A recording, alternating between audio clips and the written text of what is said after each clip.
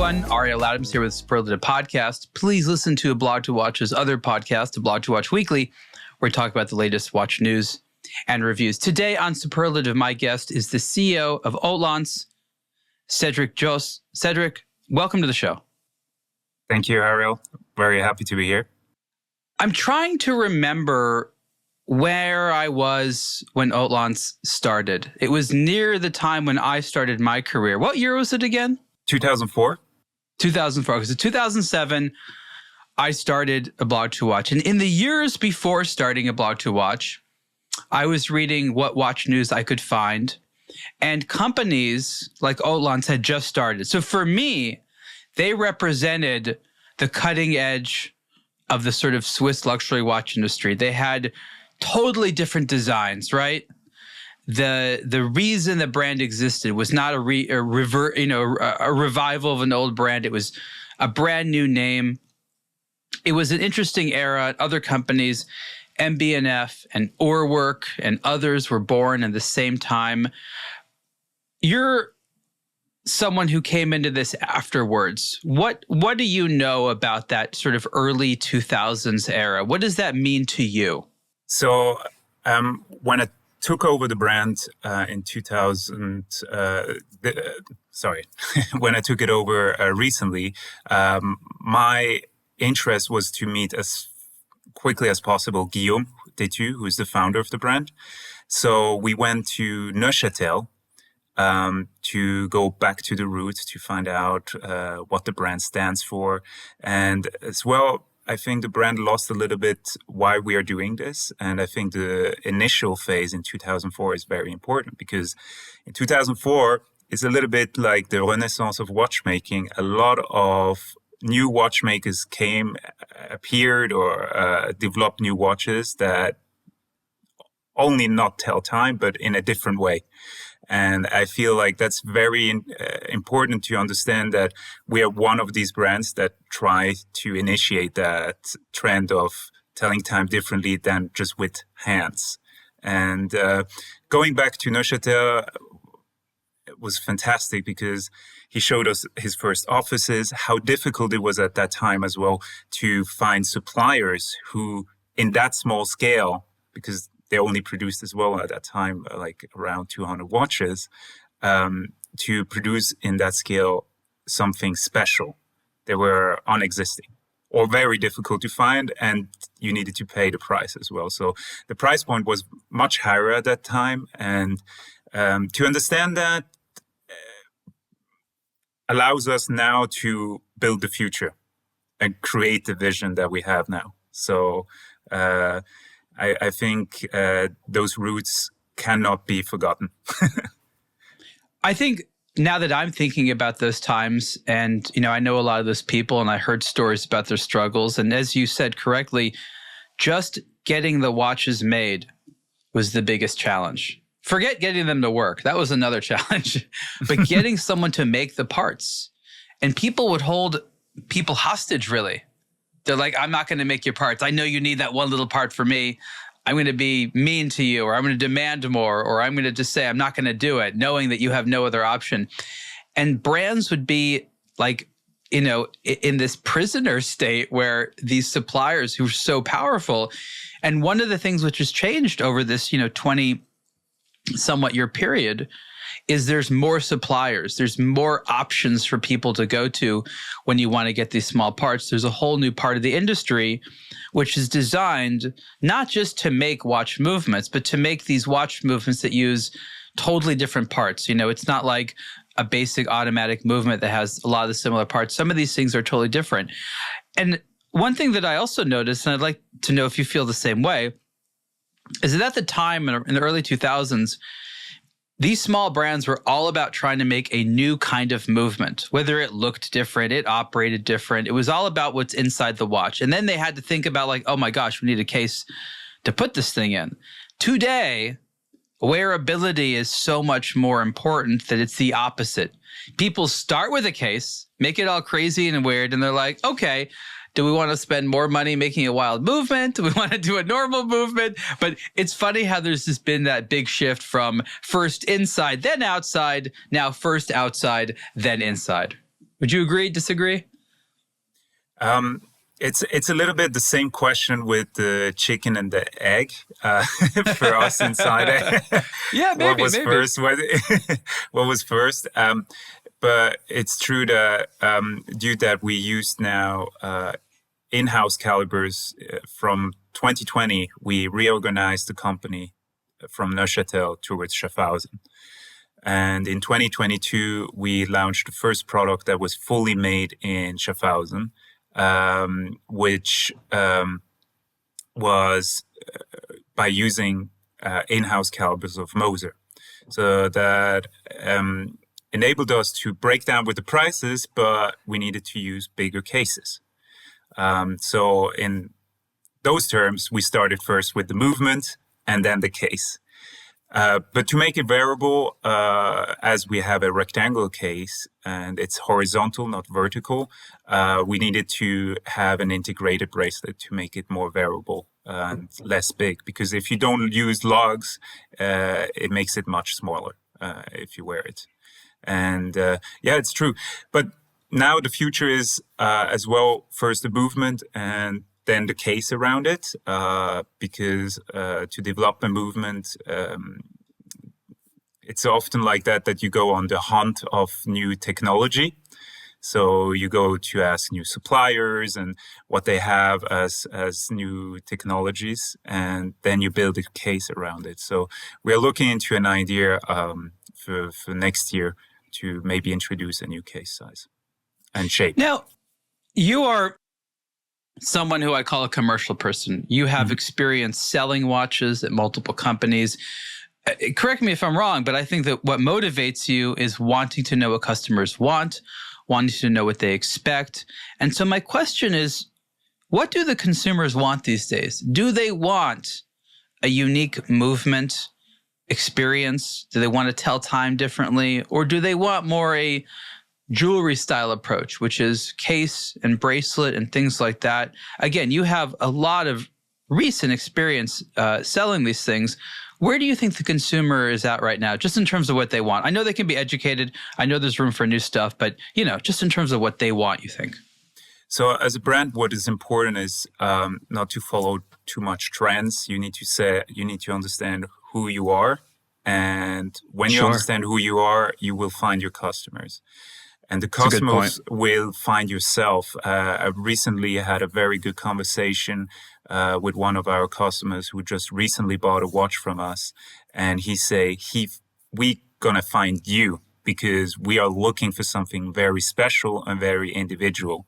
And I think in a world where everything can be bought and everything is on the internet, I think the independent watchmakers like we are very interesting because we go even a step further than the generic stuff that you find out there. So you're saying it's not about a movement or a case. They're actually looking for something deeper. They're looking for an experience with the brand. What that means, obviously, is different from person to person. But is that sort of what you're saying?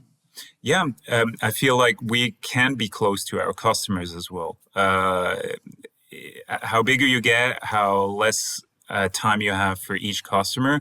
And as we only sell 200 or only produce 200 watches a year, it allows us to be very close. And most of the time as well, they buy the people behind the brand as well, not only the watch. So that's very important as well to put into the perspective. So for people that don't know, explain the ownership structure. Obviously, it's part of the Moser group, if you want to call it that. But explain, was it always that way? Was the brand acquired? Just tell people, help them understand who owns it and where the stuff is made and why. So 2004, Guillaume Tétu founded the brand. And what I love about his vision is that he didn't want to build a personal brand. He didn't want to call the brand by his name. So he was looking about a name that corresponds the most to what they're doing. And he always says it was a team effort. It was an effort from a region because all the suppliers were in Neuchâtel. at that time. And he even did a video during that time where he's traveling through entire Neuchâtel to see all his suppliers with a GoPro on his car, just to show how small and where all they are located. So for him, it made a lot of sense to use the anagram of Neuchâtel as brand name. So that's how Hautlence was born. Then in 2012, the Melon family got involved by purchasing the brand previous to Moser. And they wanted to restructure the brand, make it successful. And obviously then when Moser came into the picture, they invested their time and money towards Moser. And Hautlence was always on the side, still developing, but not as much as it should have. And in 2020, they really decided to take the entire operation away from Neuchâtel and build it in Schaffhausen. And today, since 2020, we're in Schaffhausen. The entire team operates under one roof. So if you walk in as a customer into the Moser and Hautlence factory, you cannot understand who works on what. You see it sometimes on the table, you see it sometimes on the screen, but I think like around 30% of our teams work on the project Hautlence. So we are right now around 110 people in the company. And that tends to be a good thing because when you're part of a group like that, you can get a lot more original parts made. And I think that that's still an issue today as much as it was back in 2004, is that if you want to have a cool watch, you need to have a lot of original parts. But if you need that, you need to charge a lot of money for it normally. So being part of a group allows you to have cost controlling measures where you can offer something interesting and unique for, yes, a lot of money, but not such a crazy amount of money that nobody wants to buy it. And so for a brand like Hautlence, original parts is crucial, right? Nobody wants you to sort of, have round cases and some of the same stuff as another brand, or have the same case for so long because you can't afford to engineer a new one. And so I think that that's a positive thing. People like independence, but when you're part of a team like this, you could fundamentally do more. Internally, it's interesting to say that the teams sort of overlap. How do you distinguish between something which is only a Moser project and something which is only an Hautlence project? What's the line that separates the two brands? With Hautlence, it's always that feeling of more. It's a challenge sometimes to go into that direction because you're like, okay, we did now that. How can we go one step further? Because we always need to amaze our customers with something that doesn't exist. So the challenging part, and that can take a current issue, is we have a new complication that no one else did. So one of the components that we need to produce for that complication, no one in the industry ever made. So one of our suppliers just told us, like, look, we can construct it for you. You need to pay the costs, but we cannot tell you if it works or not. So that's the gamble we are taking at the end. And what watch is this for? I'm super curious now. I cannot tell more, but it's something we planned actually next year. Oh, an upcoming watch. Okay, yeah, so it's an not upcoming. Yeah, I see. And it works like that. That we sometimes on paths that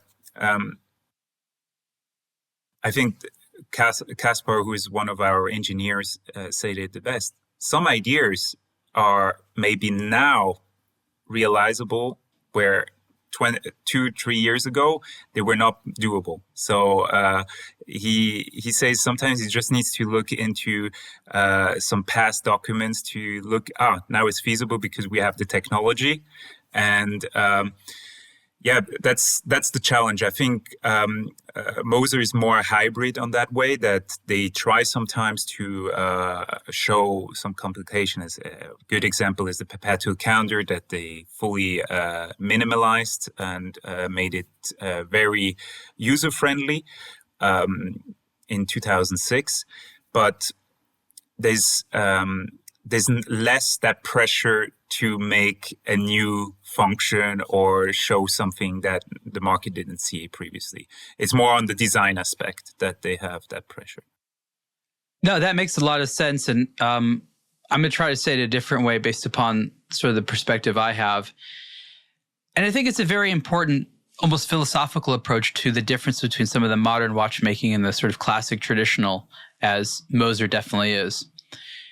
Now, in 2000, 2004 and stuff like that, as you said, it was difficult to make parts. But the reason that was an issue is that these brands specifically said our version of mechanical watchmaking is to use today's technology, not just computer-aided design. That was one of the major novelties then, was actually designing this stuff on a computer versus by hand. But new machines and materials that allow us to do things in the past wasn't possible. And so watchmaking in the future can absorb watchmaking of the past by doing things that were never possible, as opposed to just recreating the past. And I think that that's what separates a sort of forward-looking versus backward-looking brand. And what's crucial is that as in 2004, as in today, every few months, there's new opportunities. Maybe it's a material, maybe it's a machine, maybe it's something that used to cost a crazy amount of money that now is not as much money and maybe accessible to a company that isn't super high volume.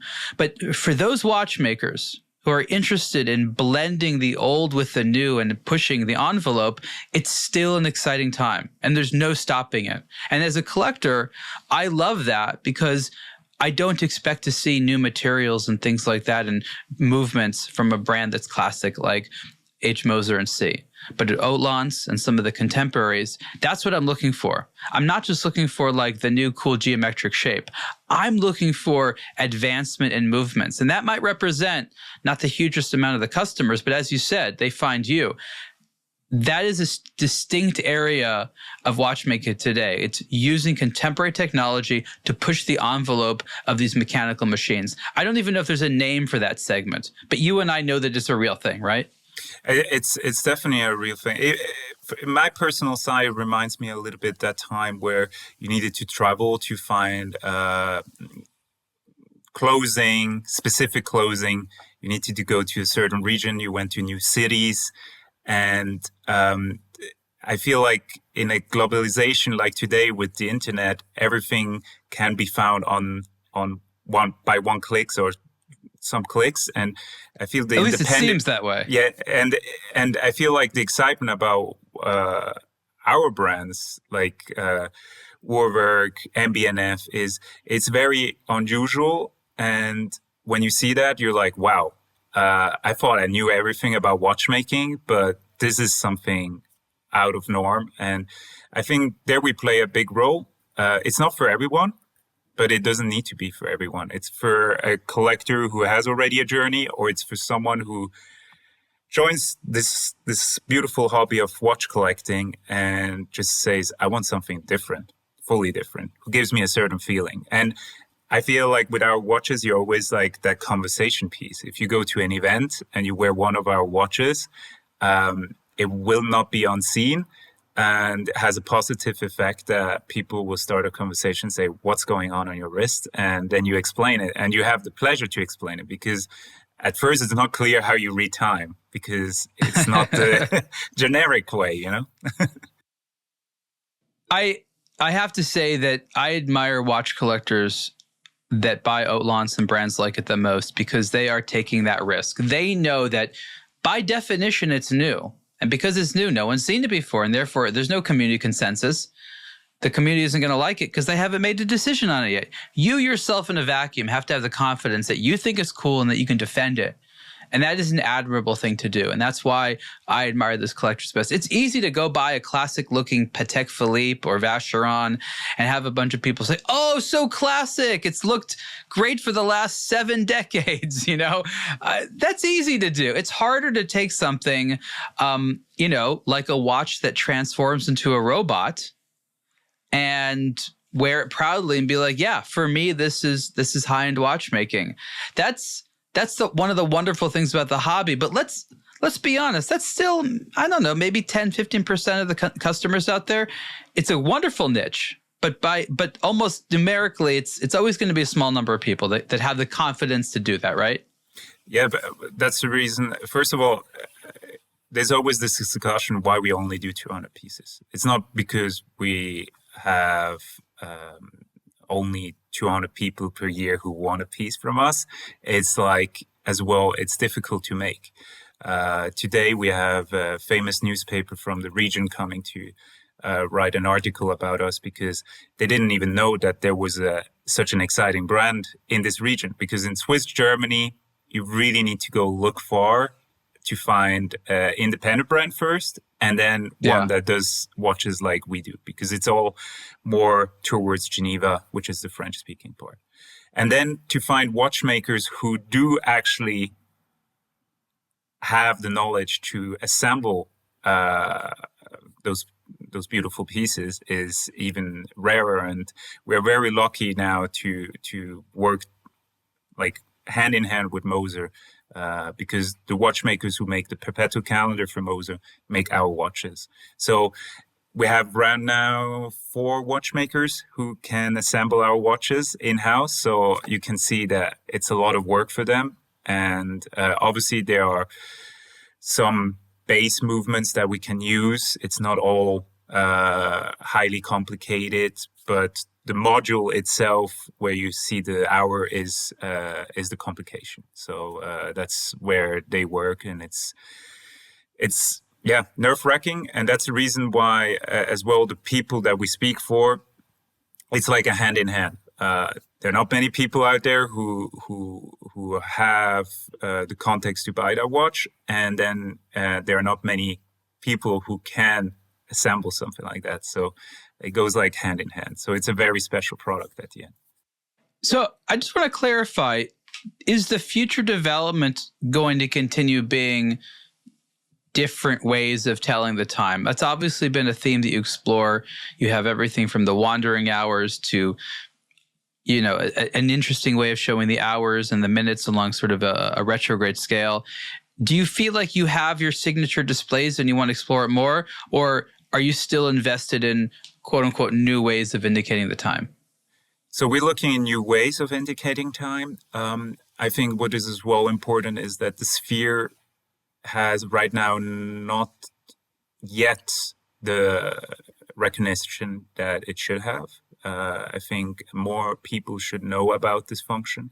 I think it's a difficult complication to show to a customer, because at first when you see it just in a picture, it's not incredible, because it's a sphere that is just standing. But when you see the motion, what is happening, that's when the customer is like, oh wow, I didn't know that.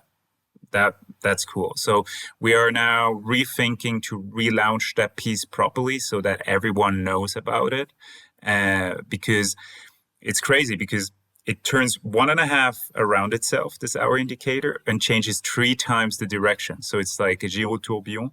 And it's, in my opinion, that's where the strength of the brand is. We need to build brand awareness around this movement. And because at the end, the customer wants to know that the brand is recognizable as well, so that other people know about it. And we are trying to build that now, the brand awareness. And especially with the Retrovision collection, there's the aspect of the Retrovision is to basically make a showpiece every Watches and Wonders. And last year we started it with the radio. This year with the robot. It's because we as a small brand, when we go to Watches and Wonders, not all eyes are on us. So many brands are releasing pieces so that our pieces don't get too much traction. But with a Retrovision, we build something so out of norm that everyone wants to see it, because it's there's no limit. And the next few years, we are contemplating with new pieces as well, like talking pieces for each Watches and Wonders. That's really good that you brought that up. And I'm hearing that at least part of the strategy is to get attention through these exceptional watches that are just, you know, completely avant-garde. But obviously it takes more than that. And I think that that's one of the ways that the brand does, of course, need to have updates from the way that it was operating in 2004. At the time, there was much less competition on the internet for watch information. It was sort of, there was emerging players, myself and others that, would write about this stuff. These days, even if you have an amazing product, because I think you're the generation that sees it, it's hard to get in front of customers. So now you, in the CEO position, knowing that people need to learn about this, it's going to take time, it's going to be hard, it's going to be expensive. What tools do you like, in addition to exceptional products, to get people aware? And again, it's a multi-year journey for many people. Get them aware of Hautlence in a way that gives them opportunity to know those things. Because you're right, a lot of times with watches, it's having that aha moment where you see it. But just grabbing a consumer's attention for long enough to see that can be really, really hard to do. So talk a little bit about some of your strategies there. So it's not going to be easy, but I believe, because we have a small budget for marketing, and I always feel like simplifying things. So what we started to do as well is we not using those pack shots, which you see all over the industry. There's nothing to say against these, but for me as a consumer, because I love watches too, it's not where you say, okay, I pulled the trigger because of that picture. You want to see the reality, because those pack shots sometimes seem unreal. And especially for watches that we produce, as they are so out of norm, you think, okay, that's just a rendering. And so that was the first strategical input that we gave. So we cut costs, major costs, by saying, okay, we only use the frames from the high definition videos. They're not perfect, but we can live with that, and we try to build storytelling.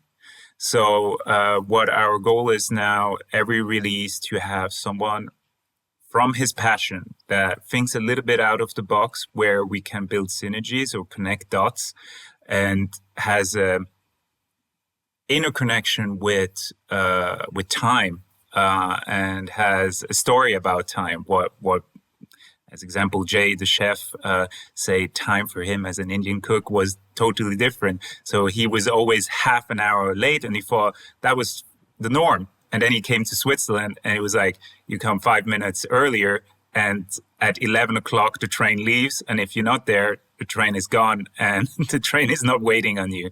And I feel like building those stories around the brand, creating those synergy, creating a community are the goals. Which platforms are we using right now is Instagram, because we're a small team, so we need to really focus. So if we start to feed a platform, we need to be consistent. So we thought, okay, first is obviously Instagram.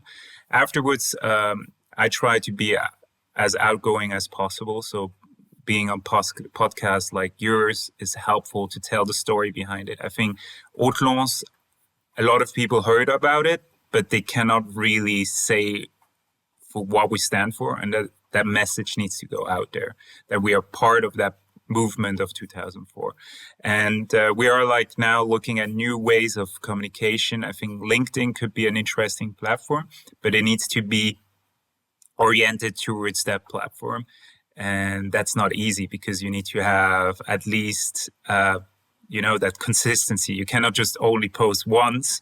So we are figuring out now a concept how we can tackle that. And we are very lucky. It was a customer of ours who brought us to that idea, because you say, LinkedIn, that's where your clients are. Instagram, a little bit, it's good for brand awareness. But LinkedIn, probably you have your clients, they're waiting there. And we're tackling that. We're trying out. I think always right now it's a little bit like throwing stones into the darkness. And one time we will hit something. Yeah. Does that mean the brand right now doesn't work with a lot of traditional third-party retailers, that most of the business is sold direct to consumers? So we are very lucky that we have our subsidiaries, which are MELB. So there's MELB Asia, MELB US, MELB Middle East, and MELB China, which is, they're helping us with their connections to our retailers to build the brand. And there as well, that's a very important point. The confidence needs to be rebuilt. And that's my job, to be on the market and visit them, make trainings, and basically bring that euphoria back for the brand, and as well tell the story right. Because I remember I was a sales agent as well in a store, and you have multiple brands, and then imagine then one tiny brand like ours comes with complication, and you're like, I put that on the side. I go for the easy sellers, and Too difficult to explain, right? Yeah, and I understand them, so I go with basics. What do you see? Use the visuals to sell that piece. Don't use the technical part, because the customer can inform himself previously and afterwards as well. So inform more about what you see, and that's how you get that piece closer to the customer. And that's one of the strategies as well. So I think it's being close to the market, being active. I think the last 2 months we were really able to show that we are back in the market, and we, especially with Guillaume as a chairman. We're planning now our next steps for this year. Geneva Watch Days is close by, Watch Time, and Dubai Watch Week. So those are the biggest next events that we have on our calendar.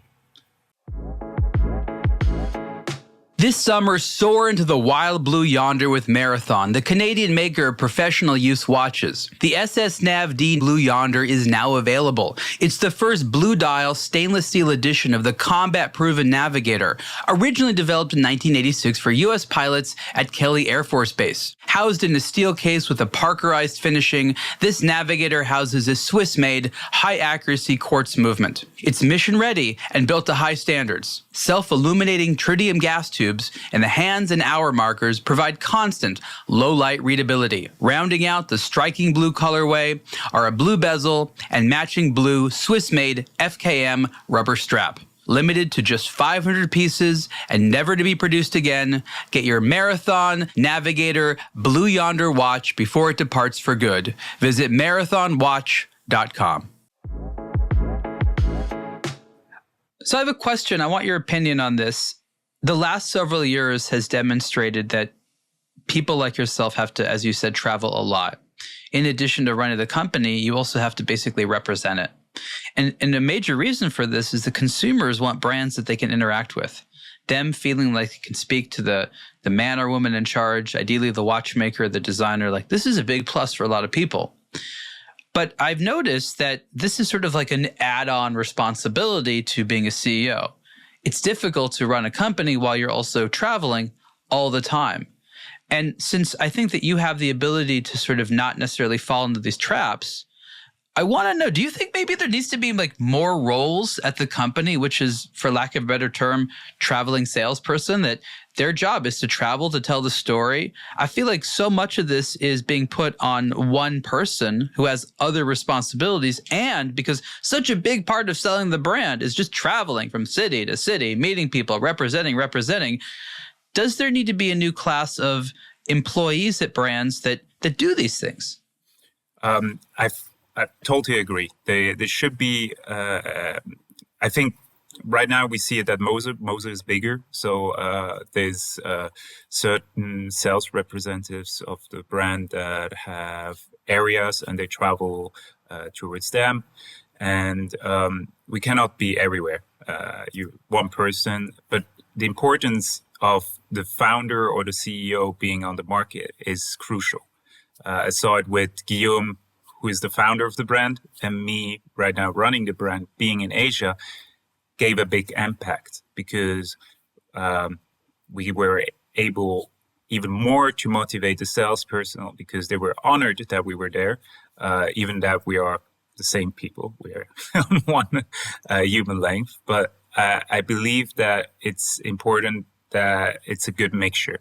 You cannot be everywhere, but I remember one of my professors told me there are two types of CEO. There's the CEO who is always at home and organizes everything.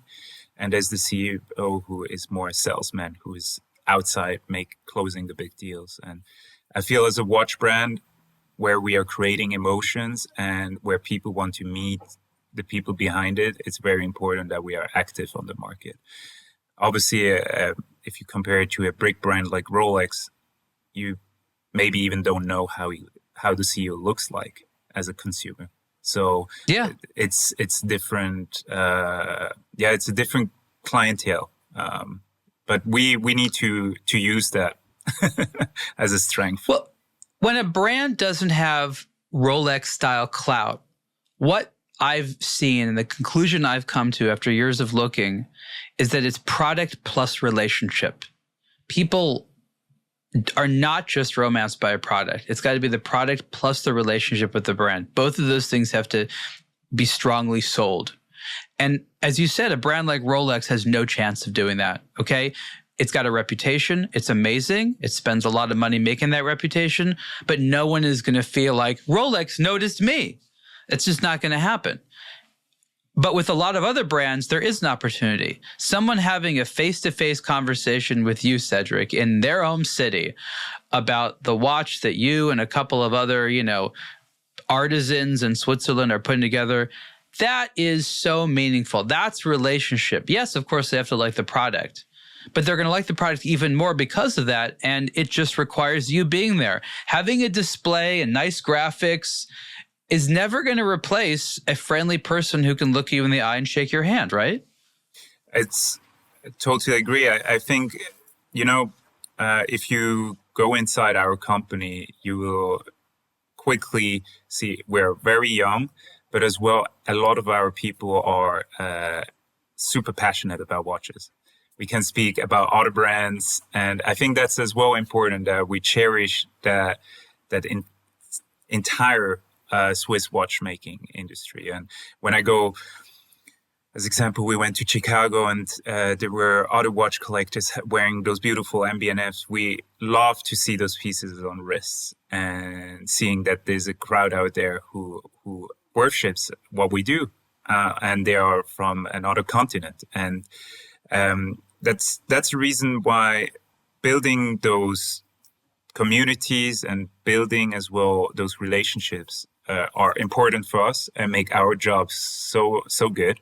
I cannot tell. Sometimes it feels like being on vacation, working and for such a brand, and really made my hobby, my passion to a job, and sharing that with our community and as well our customers is just fantastic because there are long friendships that are being built, and as well seeing the interaction between customers. We just recently had an event at Art Basel. Is there are friends being born, so friendship being born. So it's exciting. I mean, the good part of that is that it's I don't know how to say exactly. I guess what I want to say is, in many instances, the relationship is more important than the design of the product. Meaning, if you make them feel like a mutual friend, they will wear you because that watch represents inclusion in that group. It reminds them about how you made them feel. Maybe there's 5 or 10 or 100 other watches out there they like, but they chose yours because something about that relationship added a layer of sentimentality over just, this is the most beautiful design. And I think that's one of the best things that can be said about collectors out there. Is like, not everyone is just a design snob. Most people just want to wear something that reminds them that their money and their attention and their friendship is valued. And you said that it's like going on vacation, and that makes total sense to me because those consumers, they're in celebration mode, and you get to hang out with them in celebration mode. So you're essentially going to celebrate, which, that's what a vacation's supposed to be. Because these watches are used to celebrate themselves. They're not buying it as this like serious, like, is this going to make me money in 20 years? No, that's the beauty of these watches, is that people are, I'm saying this in a funny way, they're throwing away money in the sense they don't care. If they lose all the money on this, the watch itself is what makes them happy. They're not getting this as an investment. They're just happy that they can afford a cool toy, and they want people to have fun and play with it with them. And that's very different than trying to buy some money and think, again, that it will appreciate as an asset. That investy style thing, that's not fun. What Cédric is doing, selling Hautlences, that's actually fun. And the people buying them are having fun. Again, agree, disagree? What would you add to that? I think that in general, the hobby of collecting should be treated not as an investment fund or a future investment, because I truly believe you need to buy what you love. At the end, it's a bonus if you make money with it, but at first you need to buy what you like and what represents the most your lifestyle. Because if you buy a watch that you cannot wear, that's as well a pity. So I feel you need to go in your inner self, and that's a reason why we love chefs so much, because they have like a uniform, and the only way they can represent who they really are is by wearing a watch. So we are going down that rabbit hole a little bit to work with certain chefs. The first was Jay from Brooklyn, and let's see which future chefs or other industries where you have a similarity with timepieces. And well, chefs love watches. I think it's always intelligent to find an industry where a lot of the people who have that profession just happen to be watch lovers. Like engineers, that's another one. A lot of engineers like watches. Athletes, good chance they're going to like watches. Chefs just happen to be one of those things that also like watches. Why? Because they like tools. They use tools all day long. They like good execution. They like culture, history, refinement. They have all the kind of built-in personality traits that you need to appreciate a watch. So that's awesome. Was that your idea, Cédric, getting in with chefs, or did someone say, was that Guillaume? I work with a dear friend, and this is sometimes difficult when you because you take over the company and you say, okay, I want to work with people together that make the most sense. And it happens to be a friend of mine. We work since ages about ideas how to develop brands, and we now got the opportunity to build a brand, and it's Johnny. And with him, we developed that idea with chefs, and because they are, for us, very interesting in a certain way that they never give up. And especially they have one idea and it's getting those stars. And they're very... The Michelin stars. Exactly. And they're very precise in what they do.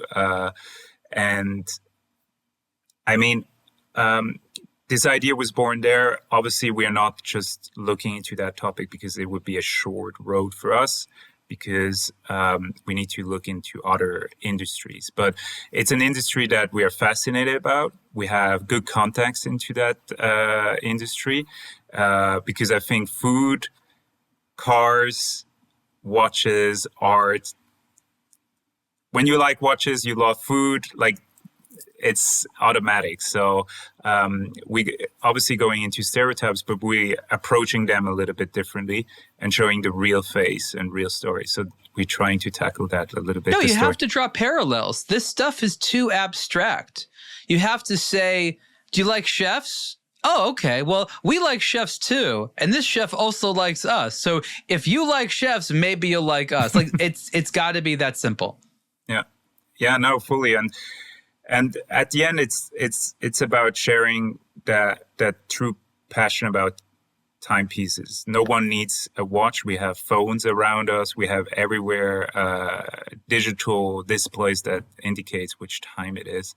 But I think today, in a time where we are going into such technologies like AI and everything, it's a little bit less so time going by. So I think there's an important position for the watch industry to make handcrafted even bigger, because what is done by humans is not perfect, but that's the good thing and the beauty about it.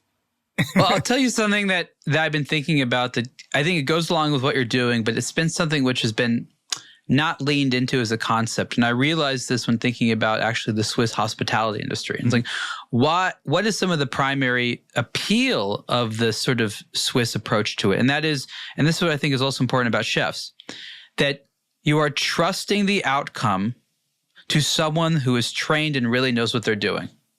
Right? You want that with food. You want that with a hotel. You want that with a watch. It's, I'm in my own life doing my own thing. I had to make the money. Now I want to pay someone who I can trust to do that thing I want them to do really, really well.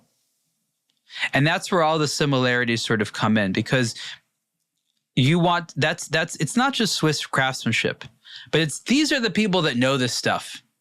You are not just supporting a name, you're supporting a whole community of folks who each independently care about this so much. Every person who does it is doing it as best as they can. That's what you're paying for. You're paying for someone who knows better than you to deliver you results that you didn't even imagine were possible. And I think that's the same thing with a chef. They use these same ingredients and knives as I had, but they ended up making something I can't. Wow, I'm willing to pay for that. I know it's funny, but like, that's really what it is, right? No, it's fully agree on that. Like, it's, I don't know, like we recently had a joke with my hair cutter about him just putting a tool over my head and it cuts my hair perfectly.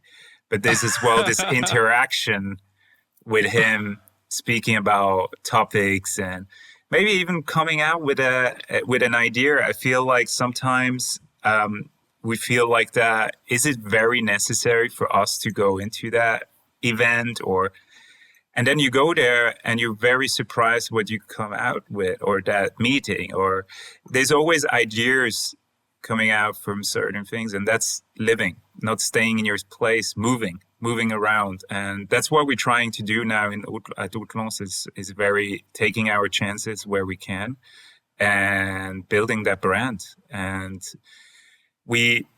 our team in Schaffhausen deserves this, as the past people working on those great projects deserve that this brand is out there and on the wrists. And that's our goal right now, to put those watches on the wrist. And it's happening. We're seeing more and more people, especially the tech industry is very fascinated about our mechanism, because in a certain way, it feels like a startup. And it's something that they have never seen and they like that, but it brings them back as well to the childhood, to the first feeling to see something like building something. I don't know, like a motherboard absolutely. Or something mechanic. And I think we as humans are always attracted to something that is moving. So I feel like we will have our space in the future as well. I want to ask a few questions about Guillaume Têtu. He's the original CEO of the company. Now, I guess the chairman, you said. He was not part of Hautlence for many years. He went to run Ralph Lauren watches for a number of years, and then he went on to be an independent consultant. What is it like working with the person who, started it and is now back? That's uncommon, right? I feel very privileged. Because it's a one of a lifetime chance as well, because he understands the watch brand as no one else. It's his little baby. He founded it. He knows where the pains are. He knows where we can succeed. So it's very helpful to having as a sparring partner. Afterwards, I feel his past decisions where he wanted to spend more time with his family, because he was the founder in the face. So when the Mellon family took over, he hoped that he was more staying in Switzerland, building products, because he loves to build products. And he needed to travel a lot still. So for him, that was a little bit, he wanted to focus on his family. Now his children are older. Obviously coming back felt right, because I'm the person traveling. So he comes to certain events in the year, but it's very exciting because we take the same way. We're very honest, very transparent, and as well, good people. And we feel that all around our teams as well, that we feel like the stars are aligned that we can succeed. So especially with this infrastructure on the back, which is huge. So it's good to have him back. And one other note, which I'm always passionate to see, that is, after 3 decades in the watch industry, he's still so enthusiastic about watches and creating things. And that's lovely. I have just good words for him.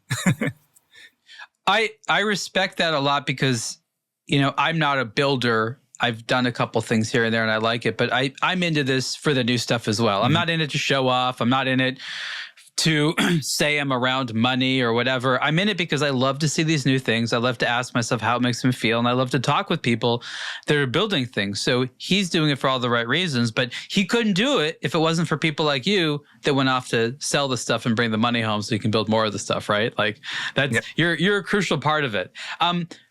What did he learn at Ralph Lauren, which again is one of the most well-respected brands in the world? Ralph Lauren is a success across many, many categories. Of course, watches is just a small, tiny thing of what they do. But obviously, he was able to absorb some of the wisdom from a company like that, which is, the complete opposite of a small company in Schaffhausen, right? But what are some, tips and tricks from the business world that he is now bringing back to Hautlence? I think scalability. As well for us to look into suppliers that could help us developing movements. You don't always need to take everything on your own shoulder. That's definitely where he helps us as well, creating new ideas. I feel like he for me was always,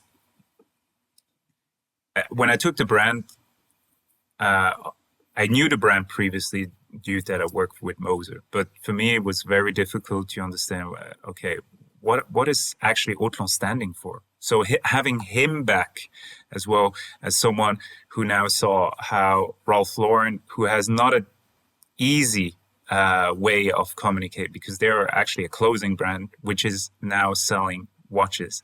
And for me as a collector, I always liked Ralph Lauren watches because there's this credibility of Ralph Lauren himself collecting watches. And he told me as well some funny stories about him not wearing the watch at a photo shooting, which he should have, and he was wearing at Uhrwerk. But I feel like that creates that credibility that he loves watches and gives it a little bit like that market, because they're huge collectors who have Ralph Lauren's in their collections. So I feel that the credibility is there. It's not like tomorrow an off-topic brand starts to build watches. So I feel having him knowing what it needs as a big brand as Ralph Lauren to bring them to the market, and which market could be interesting for us and why they should be interesting for us, and make it more scalable. That's definitely aspects that he brought. And I love Ralph Lauren, so I'm a big fan. I think it's one of the first stores that was selling vintage watches with clothing, and the models on those photo campaigns, they were wearing vintage watches. I feel those are little details that I love and that I want as well to implement into Hautlence in a different way. But I feel as well Ralph Lauren can be a customer of ours. Especially when he has different styles. I feel like the look he has when he's standing on the front of his McLaren, that's where Hautlence could be right. It sounds maybe silly to have these discussions, but it's way more important than I think people realize. And this is why. Too many watches are made without thinking about who's going to wear it. Someone's just like, okay, that's cool.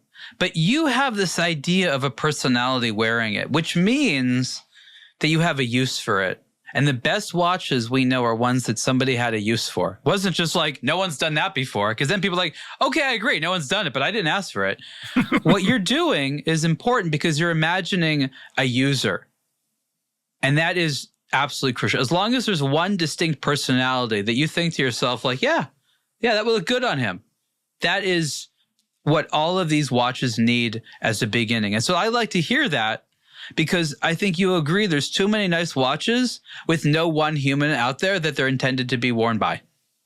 And you're like, that man or woman doesn't exist yet. Like that person is just as much a fantasy as this watch is.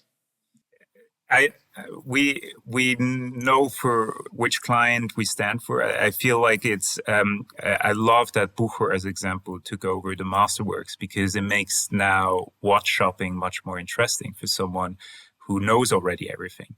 So if you walk now into a Bucher, you have that Masterworks section where you can be amazed.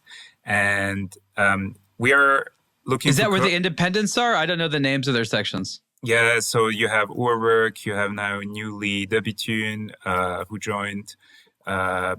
Moser outgrowed that Masterworks, still part, but as Moser is more known, they have their own section, but we are part there as Hautlence, and I feel that makes shopping exciting again, because it makes me. I always bring.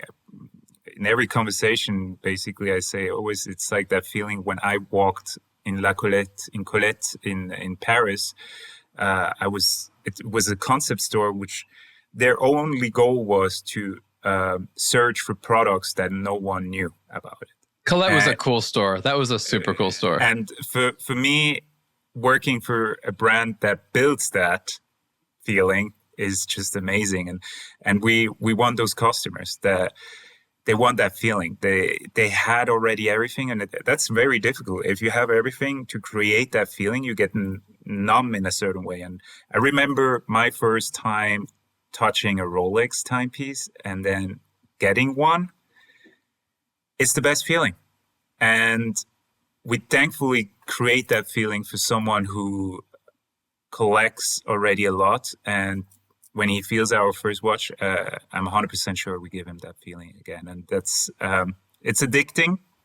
There's not many times you will feel it, but at least we're part of that journey. I'm so glad that you know the precise emotion you're aiming for, because I think it's that type of vision which is required to succeed in the role that you're in. We only have a few more minutes, and I want to talk about just one watch, and I haven't seen it yet. It's I think the Retrovision 85 with the transformer.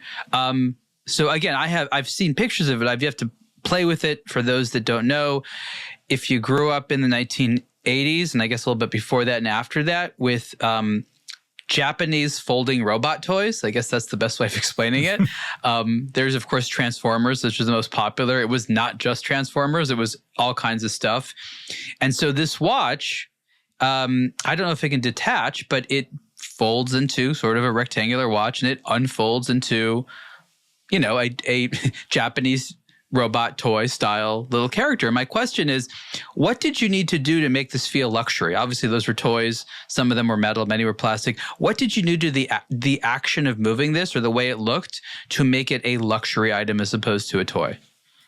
So the first thing was to go away from plastic. So we used titanium as a case. So 3D printing helped us out there, because to just build a case like this from multiple parts would have been way too expensive. So 3D printing helped us a lot. Then we used our own movements, which is wandering hours plus a tourbillon. And then obviously the finishing, which implements I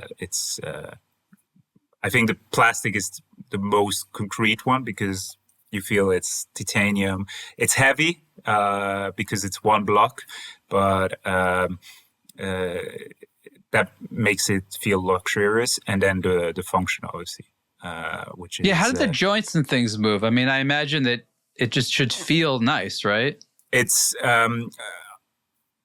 we have the toy in New York.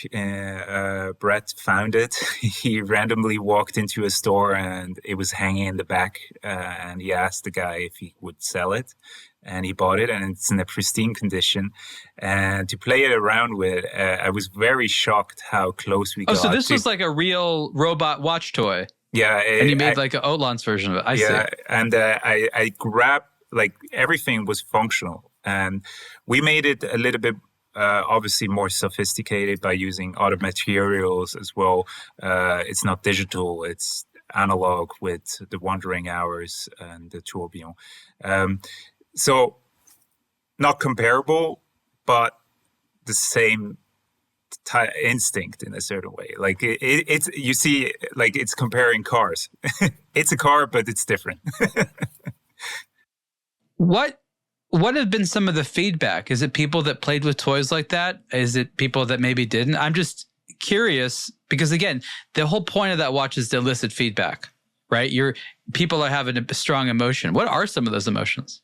So It was very interesting when we launched it because we first thought, how should we show it? Should we show it when it's not fully developed on the wrist? And so we thought, okay, let's start with a duo face, one developed and one on the wrist. And everyone was like, oh, that's the toy watch I owned in the 80s. And a lot of those clients, they say that brought them in that journey of collecting. Because it was such a strong memory, such a small toy watch. For me, it was the Swatch, as example, brought me into collecting. And for a lot of people, that watch was significant. And especially that you could just take it away from the case and build a robot out or build a figurine out of it is just crazy. And the idea came from Edouard, who knew about this watch and said, like, is there any compliance issues? Okay, if we don't mention them, we can just build it. So we thought, okay, no cost is too much. So we built that piece. And even if on that I need to mention, like the Retrovision is really not cost efficient. There's no cost is too high.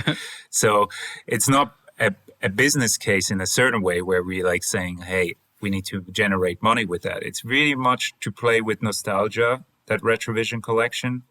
Some make more sense, some less, but they make sense because at the end it's for our community and they love it. At the first intent, it was not built to be commercialized. So when we built the Retrovision, the first one, it was just to be one piece.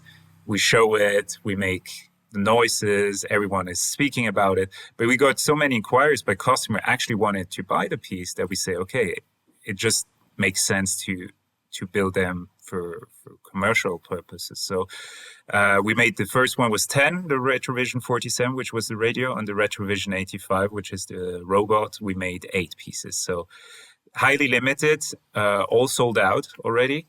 And there are now customers building up their Retrovision collection. They only collect this from us. So that's exciting as well for us. I love the 47, the Retrovision 47 looks like the radio. There's a full article on it on aBlogtoWatch, and I just, I mean, each one you could see how long it took to make, and you're like, this is just a concept car, really, of a watch brand, and that's been a strategy that works for car companies. Is make a loss leader that gets people excited about your company. Better yet, if they can actually buy a few of them. Unlike a car, it doesn't need to be like street legal. Like no one's going to die wearing the watch, right? So you could basically, as long as it tells the time and fits, you're good. Well, that's exciting. Cédric, I am genuinely enthusiastic about what Hautlence is doing. It sounds like it's in great hands, being run by both your effort as well as Guillaume, who founded it all. It's a wonderful mixture.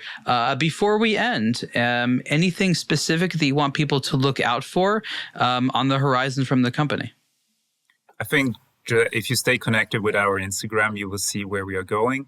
That's where we inform the most. And we are excited to have soon a new website where we tell the story, where we bring the clients to a journey, but not too complicated, simplified. So because we believe our watches make the talking. So it's small steps, but just being out there and being at those events is very important for us.